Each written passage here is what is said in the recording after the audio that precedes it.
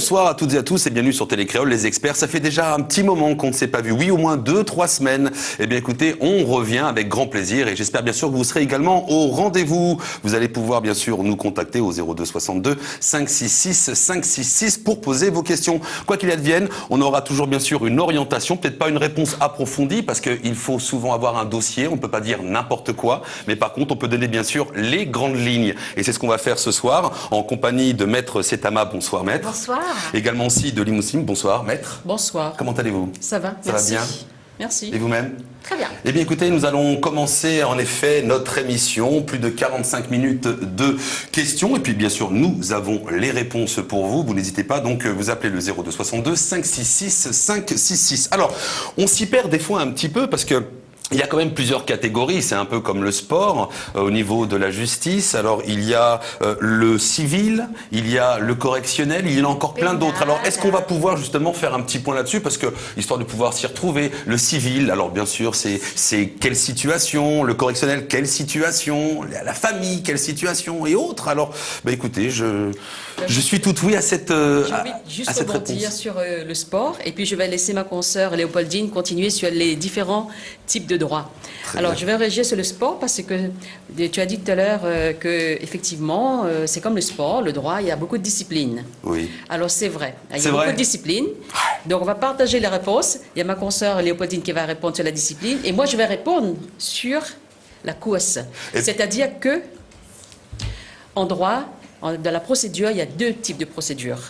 Il y a la procédure effectivement qui correspondrait à une course de fond et l'autre procédure qui correspondrait à une course de sprint, c'est-à-dire la procédure où on va vite et la procédure où on va, j'allais dire, normalement et finalement plus longtemps.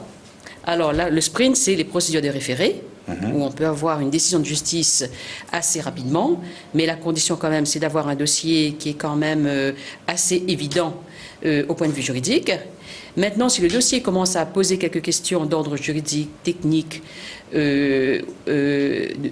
par exemple, là, ce n'est plus la procédure de sprint qui est le référé, c'est la procédure classique, normale, de fond, où la procédure peut durer 1 an, 2 ans. Ouais. Donc voilà.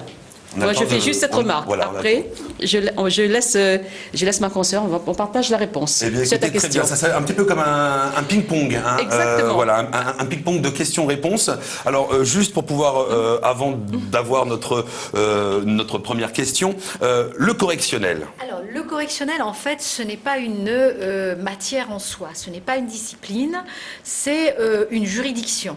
En revanche, le droit pénal, c'est là que le droit pénal, donc c'est tout ce qui englobe, que ce soit les viols, les crimes, les vols, toutes les atteintes à la personne et aux biens sont jugées pour partie en fonction de la gravité des faits devant le tribunal correctionnel, pour d'autres parties devant une cour d'assises. Mais le correctionnel, c'est en fait une juridiction. Ensuite, donc il y a le civil. Oui. Le civil, donc c'est un terme très large qui englobe tout ce qui concerne les contrats, les obligations, le droit des personnes.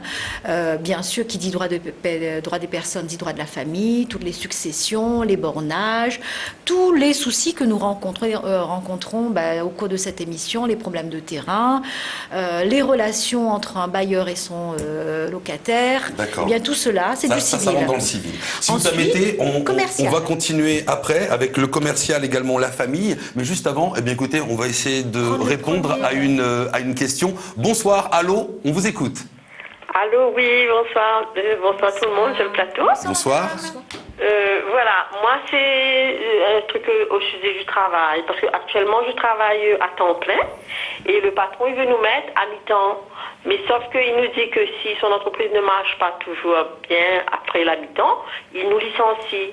Et moi, comme j'ai beaucoup d'années j'ai 20 ans de travail, et je voulais savoir si j'étais obligée d'accepter la mi-temps ou si je pouvais refuser. Parce que si il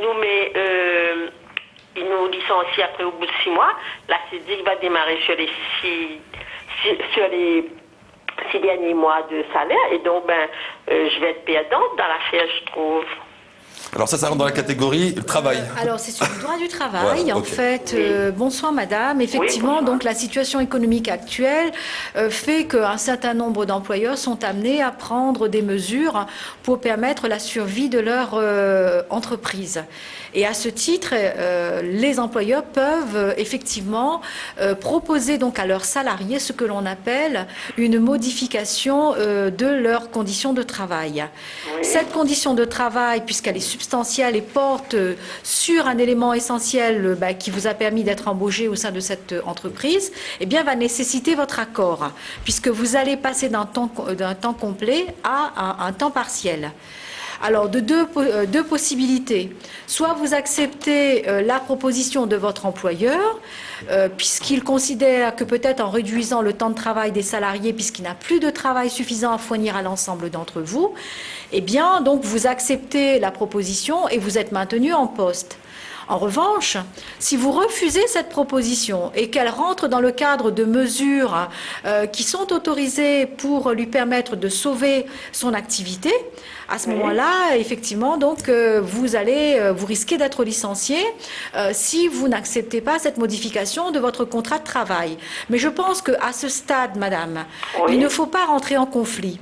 Je pense que je ne sais pas quel est le nombre de salariés qu'il y a au sein de votre entreprise, mais si vous avez donc un comité d'entreprise, par exemple, en fonction du nombre de salariés, ou un représentant du personnel, là encore, c'est fonction du nombre de salariés, eh bien, à ce moment-là, vous en discutez entre vous, vous voyez quelles sont les mesures les plus appropriées par rapport à l'activité de l'entreprise, parce qu'il s'agit aussi de maintenir une activité pour permettre à ceux qui peuvent rester au sein de l'entreprise de pouvoir continuer. Donc, il faut, à mon sens, engager un dialogue avec votre employeur et voir de quelle manière certains peuvent être licenciés, d'autres être maintenus en poste ou éventuellement ce qu'il envisage, lui, une modification du contrat de travail. Mais tout cela doit se faire dans le cadre d'un dialogue. Ah, d'accord. Voilà. Parce que lui veut plutôt faire le temps partiel, mais Oui. après, il ne veut pas licencier. Tout dépend. Alors, ceci étant, comme je vous le disais à l'instant, donc dans la mesure où tout se fait dans un dialogue, il faudrait aussi demander à votre employeur de justifier des difficultés économiques pour vous permettre aussi donc d'apprécier la situation, puisque vous subissez une mesure et une modification de votre contrat de travail qui forcément modifie aussi donc vos conditions de rémunération. Il est tout à fait normal que vous soyez à même d'obtenir les explications nécessaires pour permettre de prendre la bonne décision.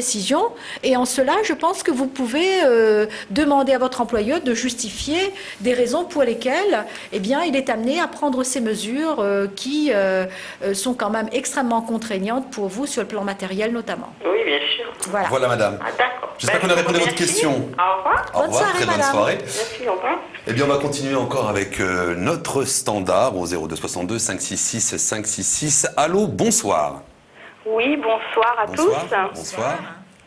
Voilà, je vous appelle puisque je suis donc locataire d'un appartement et j'ai demandé la résiliation de mon contrat de bail. Donc j'ai respecté le délai de préavis de 3 mois.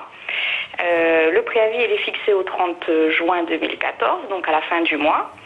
Je dois partir en métropole le 25 juin. Et j'ai demandé donc à mon agence d'effectuer un état des lieux avant mon départ. Et malheureusement, elle me le refuse. Elle veut que ça se fasse le jour de mon préavis, donc le 30 juin. Et donc, je dois me faire représenter par une tierce personne. Et du coup, j'ai un peu des craintes, si vous voulez, par rapport à l'état des lieux de sortie. Parce que, en fait, je vois bien que l'agence veut tout faire pour m'embêter, en fin de compte. Donc, je voudrais avoir, en fait, quelques renseignements, savoir comment gérer un peu cette situation. Ouais. Si vous pouvez... Ça rentre dans le civil, ça déjà. Et on a déjà trouvé une case, ça rentre dans le civil. Voilà. Ah, voilà. J'apprends des choses. Oui, bonsoir madame. Oui, Alors, bonsoir. effectivement, ça rentre dans un problème de droit civil, en l'occurrence de louage des choses, dans le code civil, Oui. c'est-à-dire le bail d'habitation. Alors là, j'ai bien compris que l'agence, finalement, ne veut pas spontanément avancer de quelques jours. C'est bien cela, de 5 jours, finalement. Votre état des lieux de sortie, c'est bien de 5 jours, parce que normalement, vous devez terminer votre préavis le 30 juin et vous avez sollicité l'état des lieux le 25 parce que vous quittez le département. Voilà, oui, en fait, je quitte le 25, donc c'est vrai que j'avais sollicité la veille, le 24. Si vous voulez, à proprement parler, dans le Code civil, rien n'est prévu pour obliger effectivement une agence immobilière à faire quelques jours avant. Mais je pense que c'est dans l'intérêt quand même de tout le monde, tant de l'agence qui représente votre propriétaire que de vous-même, que cet état de lieu soit dressé, soit établi, et ceci de façon contradictoire, c'est-à-dire avec la présence des deux parties, c'est-à-dire l'agence pour représenter le bailleur et vous-même. Alors peut-être que vous pourriez renouveler cette demande maintenant par écrit en disant que vous quittez le département et que c'est dans l'intérêt de tous qu'effectivement qu'il y ait un état des lieux qui soit contradictoirement fait, ce qui signifie par là qu'il ne soit pas ensuite, par exemple, discuté par l'un ou par l'autre, parce que là, vous semblez dire que vous ne semblez pas faire trop confiance peut-être à l'état des lieux qui sera signé par quelqu'un qui pourrait peut-être vous représenter. Donc, je pense que cela veut dire que c'est un état des lieux qui pourrait être contesté, discuté, même s'il est écrit, même s'il est éventuellement signé par votre mandataire, parce que là, il faut peut-être vous rapprocher de l'agence, bien leur expliquer. Aussi, je dirais, faire un écrit pour leur expliquer bien la situation. Eh bien, renouvelez, dites que vous n'avez personne. J'ai même joint le justificatif de la compagnie aérienne et tout pour motiver, mais ils veulent rien. Il faut demandez-leur à ce moment-là quel est l'objet, quel est le motif de ce refus. Alors, je l'ai sous les yeux, ils me disent que le bail courerait toujours et que les clés étant en leur possession, c'est leur responsabilité qui pourrait être engagée. Alors là... Voilà. Et donc, ils me disent aussi, vous devrez vous faire représenter par une tierce personne. Après, ils me rappellent que aucun départ anticipé de votre part ne sera accordé. Je vous avertis que si l'appartement n'était pas reloué pour la date du 25 juin. En fait, ils m'accorderaient un état des lieux le 25 juin que si j'arrive à trouver quelqu'un qui relogerait... donc c'est n'importe quoi. Je dirais que c'est un petit peu excessif comme position pour 5 jours. C'est un petit peu excessif. Là, aujourd'hui, vous êtes un petit peu coincé parce que c'est dans 25 juin, finalement, c'est dans une semaine ou deux. Essayez peut-être, vous ne connaissez pas le nom du propriétaire pour essayer de le contacter et essayer de faire peut-être entamer une discussion directement avec le propriétaire et non pas par son mandataire à l'agence immobilière. Essayez peut-être de ce côté-là. Sinon, moi, je pense aussi... Je crains que ça aboutisse quand même, puisque lui, de toute façon, il a mis en gestion avec l'agence, certainement, il veut se décharger. Il veut pas s'en occuper.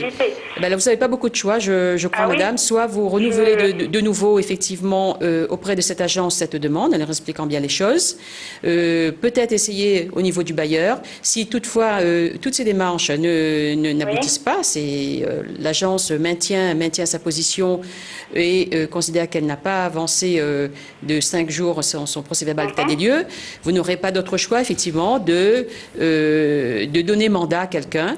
Alors, le mandat que vous donnerez à cette personne, ça sera effectivement d'assister à l'état des lieux. Mais maintenant, si cet état des lieux ne correspond pas par écrit avec ce que vous avez expliqué à votre mandataire, il n'est toutefois pas obligé de signer cet état des lieux. Cela vous laissera peut-être une petite porte de sortie ou une petite fenêtre pour pouvoir discuter cet état des lieux.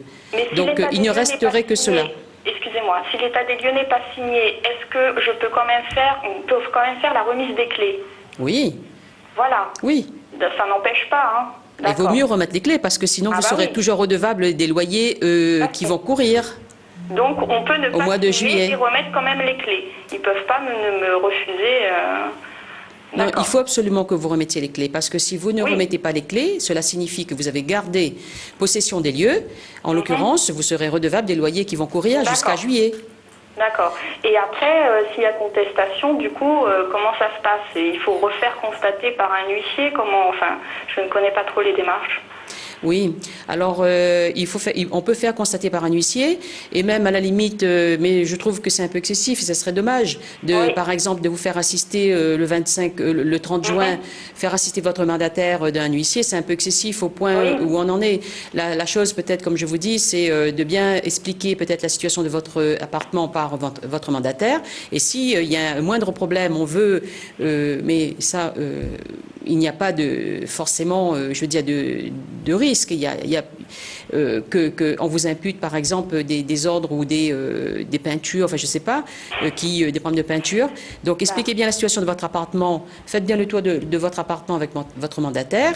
Et si jamais cela coince sur, je sais pas, un point quelconque, que votre mandataire peut-être ne signe pas tout de suite ce procès-verbal. Ouais, que ça soit après avec un peu de distance au niveau du temps pour pouvoir dire. Voilà. J'espère que vous répondez à votre question. Oui. Eh bien écoutez, j'en suis ravi. 5 jours, bon retour de toute manière. Hein.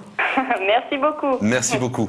On continue au standard. Vous avez donc eu le côté civil, hein, on a eu le côté pénal. On va peut-être retrouver aussi tout à l'heure dans quelques questions le côté famille. Bonsoir, y a-t-il quelqu'un au standard? Allô, on vous écoute. Ah, vous écoutez, est-ce que vous pouvez baisser s'il vous plaît? Oui, allô? Allô? Oui, bonjour. Est-ce que vous pouvez s'il vous plaît stopper le son de votre télévision? Oui. Merci beaucoup. C'est un confort extraordinaire pour les téléspectateurs et nous-mêmes. Vous l'avez carrément baissé à 0? Oui, oui. Eh bien c'est bon, en effet, je l'ai entendu. Très bien. On écoute votre question, monsieur. Ben voilà. Je voudrais avoir... Bon, tout d'abord, bonjour à toutes les personnes sur le plateau. Bonsoir, monsieur.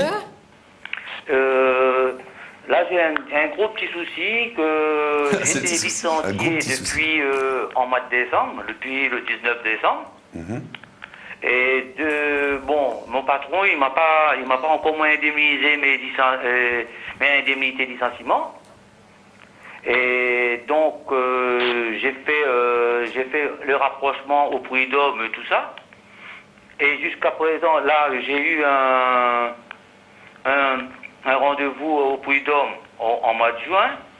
Et en mois de juin, comme le patron, il n'a pas présenté, donc ça a rapporté encore en fin d'année, en mois de décembre. Mais du coup, en ce moment, j'ai pas mal de dettes, j'ai pas mal ça, et j'ai aucun ressource. J'ai les loyers qui me demandent à l'expulsion, j'ai plus de téléphone, j'ai plus de mutuelle. Ah, puis là, votre compte est au rouge, on entend je sais pas si vous entendez, oui, c'est clair. Oui, c'est une alarme, ça. Il n'y a pas de souci.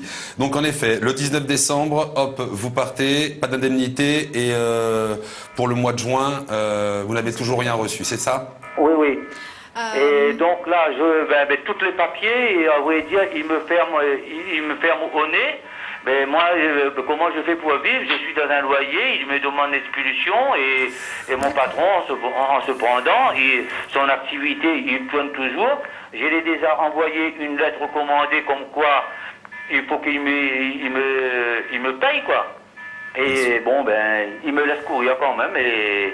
Du coup, en ce moment, je suis dans le noir total. Monsieur. Très bien. Là, on rentre dans le civil. Voilà, alors donc là, c'est du droit du travail. Ah, droit du travail, pardon. Droit du travail. Donc, alors monsieur, vous me parlez de licenciement. Est-ce que votre ex-employeur a mis en place une procédure de licenciement, c'est-à-dire une convocation avec entretien préalable, ensuite notification de la lettre de licenciement? Est-ce que ça a été fait? Non, justement. Il m'a pas fait aucun lettre de préalable, donc il m'a licencié le jour pour le jour. C'est-à-dire qu'il vous a dit de partir et vous êtes parti. Le jour pour le jour. Monsieur, il vous a dit de partir et vous êtes parti. Est-ce que c'est bien cela? Il m'avait dit, voilà, ta lettre de licenciement. Oui. Donc, tout s'est réglé, il m'a donné tous mes papiers. Oui. Mais le solde de tout compte, non. D'accord. Alors déjà, monsieur, première chose, si vous me dites qu'il vous a donné tous les papiers, ça veut dire qu'il vous a donné une lettre de licenciement. Il a dû vous donner aussi l'attestation des assédiques. Voilà, il m'a donné l'attestation d'assidique, Oui. mais comme il ne m'a pas payé le 2 mois préavis. Alors justement, monsieur, attendez, il y a deux choses, parce que vous êtes en train de dire que vous n'avez plus rien, que vous avez des difficultés, que vous avez des problèmes de loyer. Moi, je suis d'ores et déjà en train de tirer les conséquences de la remise de ces documents. Alors, Oui. lorsque vous avez entre vos mains la lettre de licenciement et l'attestation assédique, déjà, vous pouvez accomplir des démarches auprès du Pôle emploi pour une prise en charge et obtenir les allocations chômage. Ça, c'est le premier volet. Le second volet concerne le non-paiement des indemnités qui vous sont dues. C'est une phase que vous allez démarrer, que vous avez déjà démarrée, qui est une phase contentieuse, puisque vous avez saisi le Conseil des prud'hommes. Donc la décision ne va probablement pas intervenir tout de suite, puisque vous avez une audience prévue à la fin de l'année, avec, j'imagine, des délais de convocation, puisque votre employeur n'est pas venu, il va falloir le faire convoquer par voie d'huissier certainement. Je pense que si vous êtes assisté ou d'un syndicat ou d'un avocat, c'est ou le syndicat ou l'avocat qui va prendre en main donc la procédure en elle-même pour vous permettre d'aboutir donc dans le cadre de ce contentieux. Mais puisque vous avez des documents entre vos mains qui vous permettent de vous sortir de cette situation, n'attendez pas la fin du procès pour aller voir le Pôle emploi. Dès maintenant, effectuez les démarches, vous obtiendrez les allocations familiales, les allocations chômage, pardon, ce qui vous permettra donc d'avoir une situation matérielle meilleure en attendant que le Conseil des prud'hommes règle votre problème du non-paiement d'indemnité. Voilà, monsieur. Oui, mais je vais dire que là, c'est vrai que j'ai occupé tout mon Pôle emploi, j'ai fait toutes les démarches nécessaires. Voilà. Donc, c'est très bien. Mais vous avez quand même une ressource avec. Que moi, j'ai pas mal de dettes derrière qui me Il n'y a pas de solution, monsieur. Donc, les dettes, elles existent. La seule chose qui vous reste à faire, c'est d'expliquer au service de Pôle emploi que vous êtes dans une situation difficile et s'ils peuvent éventuellement accélérer le traitement de votre dossier pour le cas où ça n'a pas été traité. Mais je veux dire, une situation, c'est votre vie, c'est votre quotidien.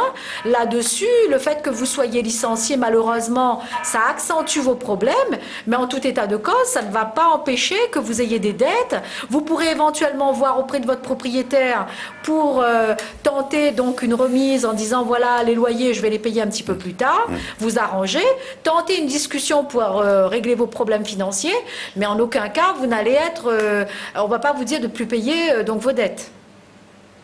Voilà, monsieur. Écoutez, j'espère qu'on a pu répondre à votre question. Quoi qu'il advienne, mais écoutez, c'était une réponse par Maître Setama. Nous avons également Maître Limousin qui est donc présent également. Et nous allons bien sûr, entamer une autre question, si vous le permettez. Eh bien, écoutez, nous sommes au standard. Allô, on vous écoute, 02 62 566 566. C'est le numéro que vous avez fait. Bonsoir. Vous êtes dans un train? Bonsoir. Vous êtes à l'heure près d'une caserne. 3 bassins. Ah, 3 bassins, très bien. On vous écoute. J'aimerais poser une question à Maître Setama, parce que je la connais un tout petit peu, mais sa collègue à côté peut aussi répondre. Monsieur le préfet, par la main des autorités administratives, que ce soit l'ONF, la ville, la DDE ou la France Domaine, etc., peut-il vendre la terre d'un particulier? Pardon, monsieur le préfet peut-il vendre la terre d'un particulier? C'est bien cela la question, monsieur? Oui, c'est bien ça. Écoutez, monsieur, donc je vous dis la réponse est non, puisque le préfet n'a pas, dans le cadre de ses fonctions, la possibilité donc de se saisir donc du terrain des particuliers, donc pour faire ce que vous dites de vendre votre terrain ou celui de quelqu'un que vous connaissez. Il y a des procédures que l'on appelle des procédures d'expropriation. À ce moment-là, ces procédures sont mises en œuvre par les collectivités dans le cadre bien précis d'un projet, mais qui nécessite pour cela une déclaration d'utilité publique. Donc je ne pense pas que ça rentre dans ce cadre-là, mais prendre le terrain de quelqu'un et le vendre comme ça c'est pas possible, monsieur.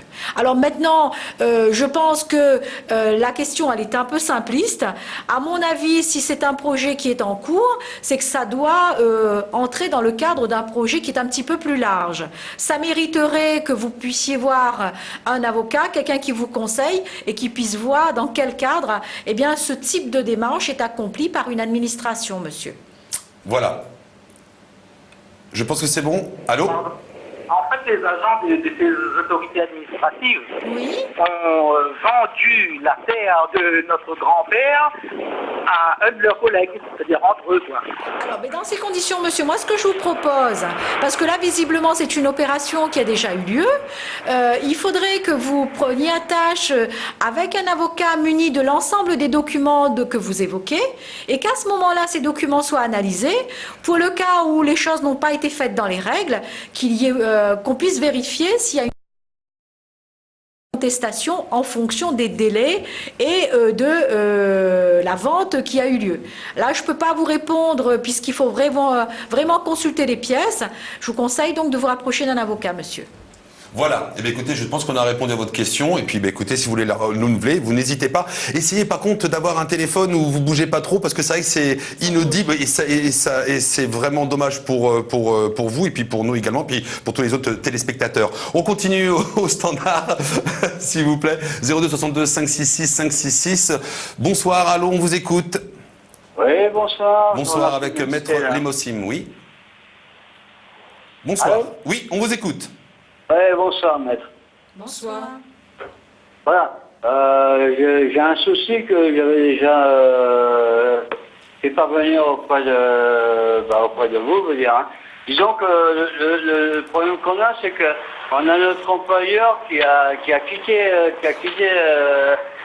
la boîte sans la fermer, veut dire. Et donc, ça a mis ma femme au carreau plus moi, veut dire. Donc la boîte elle est restée ouverte et sans salaire, veut dire, bien sûr. Hein. Et donc on est passé au tribunal, donc nous sommes passés au prud'homme, on a perdu, parce que le prud'homme ils s'en foutaient complètement. Et donc on est passé, on a dû prendre un avocat pour faire fermer la boîte, pour essayer de faire fermer la boîte, afin de pouvoir au moins espérer faire des stages Pôle emploi, trucs comme ça et tout. Enfin bref, et donc maintenant ça fait 16 mois que ça dure. Donc j'aimerais, s'il vous plaît, avoir un bon conseil pour savoir quoi, parce que franchement, bon. Est-ce que vous avez un conseil? Nous avons deux enfants, nous sommes désespérés avec la pure. Hein. Absolument. Eh bien écoutez, on va essayer donc d'avoir un conseil, peut-être une orientation. Qu'est-ce qu'on peut faire dans ces cas-là? Alors, je vais essayer de vous donner une orientation, monsieur, parce que là, par rapport à ce que vous nous dites, moi, j'ai compris que vous et votre épouse, vous étiez employés dans la même entreprise et que votre affaire dure quand même depuis plus de 16 mois parce que votre employeur est parti ne fermant pas la boîte, mais vous êtes retrouvé sur le carreau. Donc, a priori, vous avez pris un avocat, a priori, vous avez fait une procédure au prud'homme. A priori, si j'ai bien compris, vous avez également un jugement contre cet employeur. Jusque-là, c'est bon? Parfaitement, ça passe parfaitement. Alors oui. ensuite, si j'ai bien compris, vous avez demandé avec votre avocat de faire fermer la boîte. Alors je comprends là ce que vous voulez dire, c'est que avec un jugement de condamnation pour vous et votre épouse par le Conseil des prud'hommes. Non, vous n'avez pas de jugement de condamnation, vous avez un jugement de condamnation. Nous sommes passés au prud'homme et le prud'homme nous a envoyé chier, hein, excusez-moi l'expression. Hein. Donc, bon, alors, pour l'instant, on n'a rien du tout depuis 16 mois. Alors, je vous... D'accord. Écoutez la réponse, monsieur, s'il vous plaît, oui. Alors, ce que je vous recommande, monsieur, c'est vivement, parce que là, ça fait quand même 16 mois, il faut recommencer votre procédure. Si tant est encore, vous pouvez le faire, parce que je ne sais pas quel type de procédure vous avez engagé. Est-ce que vous avez fait un référé à l'époque pour avoir rapidement des salaires, ou bien vous avez fait une procédure de fond et là, vous avez perdu. Là, la situation est bien plus compliquée.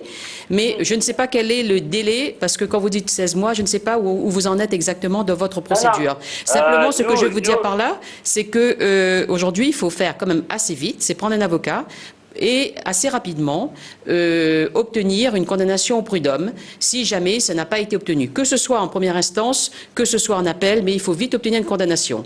Alors pourquoi il faut vite obtenir une condamnation contre votre employeur? Parce que vous nous dites vous-même que l'entreprise est fermée depuis 16 mois.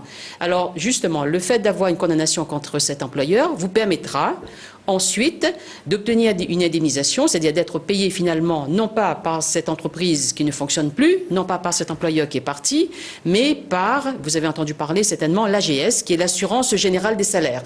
Et c'est donc c'est l'AGS, Assurance générale des salaires, qui permettra à vos salaires et à vos indemnisations d'être payés. Simplement là, si vous voulez, je ne vais pas rentrer dans la procédure parce qu'il y a, si vous voulez, à peu près 3 procédures différentes à engager, et je vous recommande fortement de prendre très rapidement la tâche d'un avocat, parce que la 3e procédure en question, si vous voulez, c'est de mettre devant le tribunal de commerce en procédure de redressement judiciaire, c'est-à-dire de faillite, comme on dit banalement, cet employeur pour pouvoir effectivement faire fermer cette entreprise et obtenir vos indemnités de licenciement. Comme il y a 2 ou 3 procédures à lancer, je dirais assez rapidement, monsieur, prenez votre dossier et consultez un avocat. Très bien, merci beaucoup, Maître Lemossim, pour ces réponses. J'espère que bien sûr qu'on a répondu à votre question. Tenez, une petite question. On parle de droit familial. Ça concerne principalement le divorce ? Pas nécessairement. Donc, dans le droit de la famille, vous avez tout ce qui concerne les procédures entre les couples qui se séparent. Il y a le concubinage. Donc, après un concubinage, parfois, si les gens achètent un bien ensemble, eh bien, il faut procéder à la liquidation de l'indivision. Vous avez bien sûr le divorce, hein, donc, et vous avez aussi les problèmes de garde d'enfants. Garde d'enfants qui peut se concevoir dans le cadre d'une séparation avec un divorce, ou bien tout simplement parce que là encore, les gens ont vécu en concubinage. D'accord. Est-ce que ce sont des affaires que vous traitez, vous, au quotidien? C'est vrai? Alors, c'est vrai que vous avez rapport avec également les 2 parties, la femme et l'homme. Qu'est-ce que vous avez des cartes de visite également quand vous allez à des mariages? Non, non, c'est interdit. Non, je pense, non, c'est pas que c'est interdit parce que le démarchage maintenant est autorisé. Mais je veux dire, c'est pas un mariage quand même. Pas un mariage. Bah écoutez, pas très reluisant, écoutez, je pense, moi ce que je vous propose dans ces cas-là, c'est si un jour vous partez à un mariage avec une carte de visite, je vous conseillerais plutôt celle-ci. Regardez. C'est une carte de visite, bien sûr, pour les divorces, et vous pouvez constater qu'au milieu, il y a des petits pointillés. Alors, quand tout va bien, cette carte restera unique, et quand, bien sûr, ces tourtereaux prendront leur envol, ils n'auront qu'à déchirer, donc, tout simplement, la carte de visite pour avoir, donc, vos coordonnées. Voilà, c'était juste un petit clin d'œil comme ça. C'est original au niveau de... C'est original, ça donne des idées, effectivement. Ça donne des idées? Oui, Bon, oui, ça donne des écoutez, idées. Voilà, donc, c'était la petite idée du soir pour vos cartes de visite. Moi, je pense que la meilleure façon pour un avocat, donc, d'avoir une clientèle, c'est donc de faire son boulot correctement. Et je veux dire, c'est construire eh bien, sa réputation sur le travail bien fait. Donc, une carte de visite, on en a besoin que, quand on a besoin de laisser des coordonnées dans des situations précises. Mais ça ne constitue pas la clientèle, la carte de visite. On est bien d'accord, mais c'est toujours un petit clin d'œil. Voilà, on va faire un petit tour au standard, on continue. Bonsoir, allô, on vous écoute. Votre question, s'il vous plaît. Bonsoir à tous. Bonsoir. Voilà, ma question c'est que je suis divorcée, il y a eu un jugement rendu en juin 2006 et moi et monsieur, on a eu un enfant en commun où il verse tous les 200 € de pension. Mais l'indexation d'INSEE n'a jamais été calculée. D'accord. Et je voudrais que monsieur le mette en place à partir du mois de juillet de cette année. Et puis, ma question, ça serait de savoir, comme il n'a pas d'impayé, il n'a pas de retard dans ses paiements, je voudrais aussi que à la première semaine du mois, est-ce que c'est mon droit, est-ce que c'est valable qu'il verse à la première semaine du mois la pension alimentaire? Alors, bonsoir madame. C'est vrai que le paiement de la pension alimentaire intervient jusqu'au 5 de chaque mois, donc ce qui permet donc à celui qui doit verser la pension alimentaire de pouvoir le verser donc dans une période bien réglementée, bien fixée pour justement éviter que l'on ne paye à n'importe quel moment pour embêter l'autre. Donc ça, c'est la première observation que je souhaitais vous faire. S'agissant maintenant donc, de l'indexation INSEE, elle est prévue tous tous les ans. Donc, et c'est sur l'indice des ménages qu'est calculée l'augmentation de la pension alimentaire. Si le père de votre enfant ou de vos enfants n'a pas effectué cette indexation de manière automatique et régulière, vous avez la possibilité de lui demander une régularisation et d'effectuer à ce titre le rattrapage qui aurait dû se faire sur les périodes concernées. Maintenant, s'il ne le fait pas, vous avez dans ces conditions la possibilité également de recourir à un huissier pour lui demander donc de pouvoir le faire. Mais je pense que vous n'allez pas en arriver jusque-là, puisque lorsque vous lui rappellerez les obligations légales qui pèsent sur lui, automatiquement ça devrait pouvoir se faire. Je me suis renseignée, j'ai calculé l'indexation sur oui, sur le net. Ce qui est possible, oui. J'ai vu qu'il y avait un petit montant, une petite hausse. Oui. Et je lui ai fait part d'un courrier où je lui ai demandé que ça soit mis en place à partir du mois prochain. Et j'espère qu'il va le prendre en compte. Et s'il le met pas, s'il le fait pas. Ce que je vous expliquais à l'instant, donc s'il ne le fait pas spontanément, c'est sûr que de vous-même avec un courrier ou en l'appelant tous les jours, ça ne fonctionnera pas. En revanche, l'intervention d'un huissier donc, est beaucoup plus persuasive, d'autant que vous prenez, c'est vous qui sollicitez l'huissier, mais vous avez la possibilité de vous faire rembourser les frais que vous aurez à exposer donc, pour prendre cet huissier et faire exécuter la décision de justice dans son intégralité. Et je me suis renseignée auprès d'un huissier. Oui. Et il m'a fait comprendre que si monsieur n'a pas d'impayé, je ne peux pas faire appel à lui pour faire l'indexation. Alors, il ne faut quand même pas confondre les problèmes d'impayé de pension alimentaire et l'obligation d'indexation. Ce sont deux choses différentes. Je pense que dans la mesure où l'indexation donc, est prévue par le jugement et que ça constitue une révision à la hausse de la pension alimentaire, c'est considéré comme un manque à gagner par rapport au montant de la pension alimentaire qui est fixé, parce que bon, d'une année sur l'autre, vous perdez donc l'augmentation de la pension alimentaire.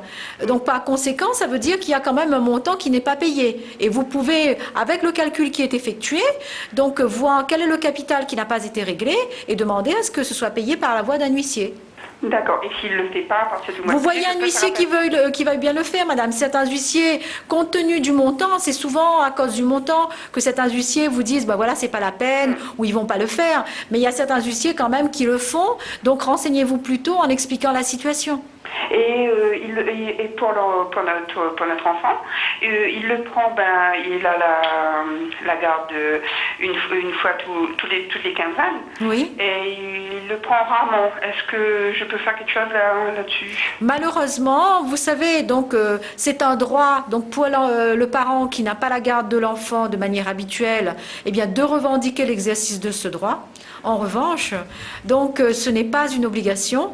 Si le parent n'exerce pas son droit de visite, ça pénalise l'enfant en premier, l'autre parent en second lieu, mais on ne peut pas obliger légalement un parent à reprendre son enfant. Je ne peux rien faire légalement. Légalement, vous ne pouvez rien faire. Sauf à demander, donc à faire une procédure pour demander des dommages et intérêts, ce qui peut se concevoir, mais que je ne vous conseille pas, puisque ça ne ferait qu'envenimer les choses. Si un parent ne veut pas exercer son droit de visite, eh bien, il en assumera tôt ou tard les conséquences de son attitude.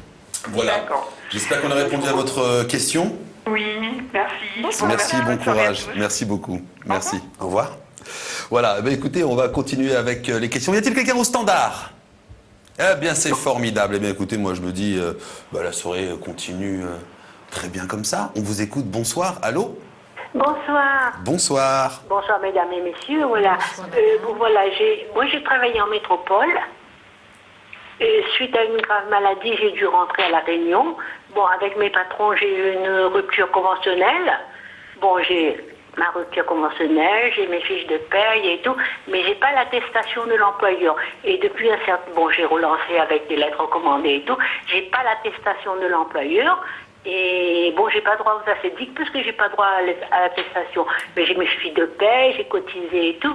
Je voudrais poser une question, comment faire pour avoir droit aux assédiques? Oui, bonsoir madame.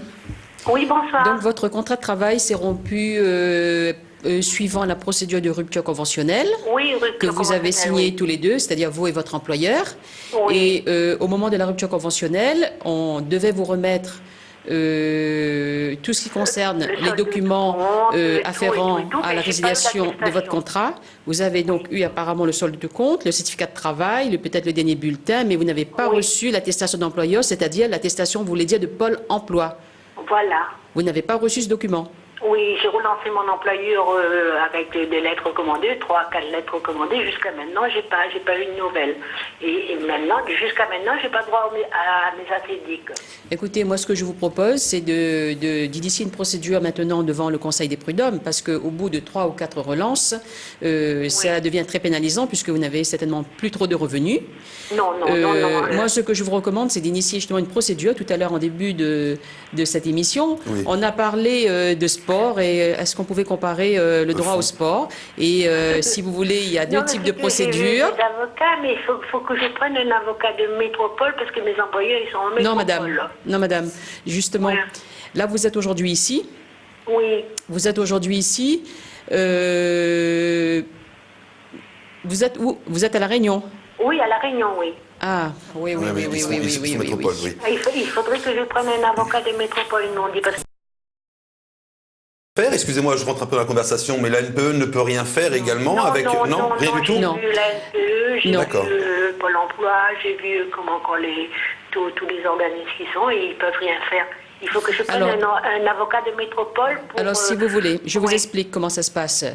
Votre employeur étant de métropole, vous devrez faire effectivement cette procédure devant le Conseil des prud'hommes de métropole. Néanmoins, vous pouvez très bien prendre un avocat de La Réunion qui, lui, prendra un correspondant sur place en métropole. C'est-à-dire que vous pouvez avoir le choix de votre avocat à La Réunion. Et c'est lui qui choisira le correspondant avocat sur place qui le représentera durant les audiences qu'il y aura devant le Conseil des prud'hommes. Donc, ça, c'est une chose. Et la deuxième chose que je commençais à vous dire, c'est que dans votre cas, il faudrait peut-être initier justement une procédure dite de référé, qui est une procédure d'urgence, afin d'obtenir rapidement cette attestation d'acédique que l'employeur ne nous a pas remise. Parce que avec 2 ou 3 relances, ou même plusieurs relances que vous avez effectuées, je pense que maintenant, vous les avez fait, j'espère, en lettres recommandées. Donc, vous avez, je pense, là, suffisamment d'éléments dans votre dossier pour pouvoir initier une procédure de référé. Donc, contactez un cabinet d'avocats à La Réunion qui, lui, se chargera de prendre un avocat sur place afin d'initier cette procédure. Parce que c'est à ce moment-là, la demande sera de vous faire remettre en urgence dans la procédure rapide cette attestation pour Pôle emploi et certainement il demandera ce que nous on appelle une remise, une condamnation sous astreinte de l'employeur à vous remettre dans un certain délai ce document. En général, on demande par exemple une astreinte, je ne sais pas, 100 €, 200 € par jour de retard à partir du moment où la condamnation à remettre ce document va tomber. Donc c'est quelque chose qui est très important. C'est une sanction qui est donc suspendue sur la tête de l'employeur parce que s'il prend du temps ensuite à remettre ce document, tous les jours, il y a une astreinte qui court 100 ou 200 € suivant ce que le Conseil des prud'hommes vous accordera. Mais je pense que c'est ce qu'il faudrait faire déjà, madame, c'est une procédure de référé. Voilà. D'accord, je vous remercie pour vos conseils. Merci, très bonne soirée avec Maître Limossim. Une petite question justement, quand on prend un avocat et que l'avocat donc prend un correspondant, est-ce que les honoraires coûtent plus cher ? Alors, puisque vous changez effectivement de barreau, quand on prend un correspondant, parce que dans certaines procédures, on est obligé de prendre un correspondant sur place, effectivement, il faut payer les frais d'honoraires de votre avocat sur place, qui est le correspondant. En général, ça tourne, je ne sais pas, suivant les procédures, je dirais 400, 500 € à peu près. Mais c'est lui qui va à la procédure, qui va aux audiences à votre place. Et vous, ici, madame peut prendre donc son avocat ici et elle payera les honoraires de l'avocat qui ira sur place. Très bien. Écoutez, merci pour ces précisions. C'est quand même toujours important de le savoir. Dernier appel pour clôturer notre émission Les Experts. Bonsoir, on vous écoute. Allô ? Oui, allô, bonsoir tout le monde sur le plateau. Bonsoir, merci. Donc voilà, moi je me retrouve séparée de mon concubin. J'ai 2 enfants avec ce monsieur. Et donc, il a fait construire une maison sur un terrain qui est un bien de fond, qui est mon terrain, en fait. Hein. Et il se trouve qu'on s'est séparés récemment. Et donc, j'aimerais savoir quels sont mes droits, quoi, en fait, parce qu'on va vendre la maison. Parce que moi, je peux pas. Il y a encore 8 ans de crédit, en fait, et je peux pas payer, en fait. Hein. Donc, on va vendre la maison, et en fait, on solde le prêt, mais il me réclame 100 000 euros, en fait. D'accord. Alors, c'est ce qu'on disait tout à l'heure, madame. Bonsoir. C'est une liquidation d'indivision, donc, entre ex-concubins. Alors, si j'ai bien compris, donc, votre concubin a construit une maison sur un bien qui vous appartient. C'est un bien de fonds, comme vous venez de le dire. Oui. Eh bien, sachez déjà que vous n'êtes pas obligé de vendre ce bien. Si les mensualités du prêt qui a été contracté pour la construction de la maison peuvent être pris dans le cadre d'un loyer, vous avez la possibilité de vous rapprocher de la CAF et de leur demander s'ils peuvent prendre en charge une partie du remboursement de ce prêt dans le cadre de l'aide au logement. Ce serait une solution pour vous. Oui. Alors maintenant, donc, hormis ce petit conseil que je vous donne pour vous sortir de cette situation qui n'est pas simple et vous éviter de vendre votre bien, effectivement, dans le cadre d'une liquidation de l'indivision, monsieur va devoir saisir le tribunal si vous ne vous mettez pas d'accord pour demander à ce que sa part donc sur cette maison lui revienne, sachant que le bien est à vous, le terrain est à vous. Ce qu'il peut réclamer, c'est la moitié de la valeur de la maison. Mais en aucune façon, il ne va pouvoir vous demander une valeur de 100 000 euros, puisque ses droits ne sont limités que sur la construction. Le terrain, donc la valeur vous appartient en totalité. D'accord, parce que la maison, c'est lui qui a payé la maison pendant 7 ans. Oui, mais madame, vous étiez en concubinage. Oui. Et ce qu'il a payé, puisque c'est une indivision, eh bien, le montant payé donc, est considéré comme étant payé pour les deux. Et par conséquent, ce qui reste à payer, c'est une dette qui est commune aussi. C'est un prêt, excusez-moi, j'ai oublié de vous demander quelque chose. Le prêt qui a été contracté, vous l'avez signé, madame ? Je pense que oui. Ah ben oui, ne pensez pas, vérifiez les documents, c'est beaucoup plus simple parce que ça permet de connaître l'état des engagements que vous avez pris, madame. Donc ce qui veut dire que vous avez contracté dans l'hypothèse où vous avez signé le contrat de prêt, eh bien vous avez contracté un prêt en commun avec votre futur ex-concubin, que vous avez tous les deux, c'est considéré en tant que tel puisque le prêt est commun, remboursé 7 années de crédit, qu'il vous reste, d'après ce que j'ai compris, 8 années donc à rembourser. Partant de là, les engagements pris, eh bien, c'est pour moitié. Ce qui a été déjà payé, c'est pour moitié. Il va y avoir des comptes qui vont être faits entre vous. Les comptes vont être à votre avantage compte tenu du fait que vous êtes propriétaire du terrain. Maintenant, la solution que je vous ai proposée tout à l'heure, elle mérite réflexion parce que c'est aussi une possibilité pour vous de vous en sortir et de conserver votre terrain, madame. Mais c'est vrai qu'on a déjà signé le compromis. J'ai déjà signé le compromis. Ah, si vous avez signé le compromis, vous êtes obligé de vendre le bien parce que le compromis vaut vente à partir du moment où vous êtes d'accord sur la chose et sur le prix. En l'occurrence, dans votre situation, vous êtes d'accord sur la vente du terrain et sur le prix qui vous est proposé, vous êtes obligé de conclure cette vente.